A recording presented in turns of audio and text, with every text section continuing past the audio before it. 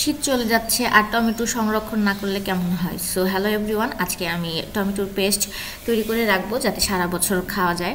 তো এখানে আমি টমেটোগুলোকে কেটে কড়াইতে বসিয়ে দিয়েছি। এখানে আমি কোনো পানি ব্যবহার করিনি, জাস্ট একটু ভাপে আসলে যাতে উপরের ছিলকাটা ফেলে দেওয়া যায়, তো ওইরকম করে দিয়ে রেখেছি। তো 5 মিনিট পরে এটা হয়ে যাবে। দেন সিলকাটা ফেলে আমি এটাকে ব্লেন্ড করে নিয়েছি।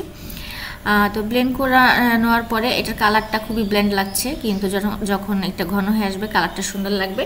এখানে আমি কোনো মশলা ব্যবহার করব না, যেহেতু এটা আমি তরকারির মধ্যে দিব, তো এর জন্য আমি কোনো মশলা ব্যবহার করিনি বা কালার ব্যবহার করিনি। সো এই তো হয়ে গেছে। তো এখানে আপনারা চাইলে আরেকটু শুকাতে পারেন। আমি যেহেতু এটা ডিপ ফ্রিজে রাখবো এর জন্য খুব বেশি শুকাইনি।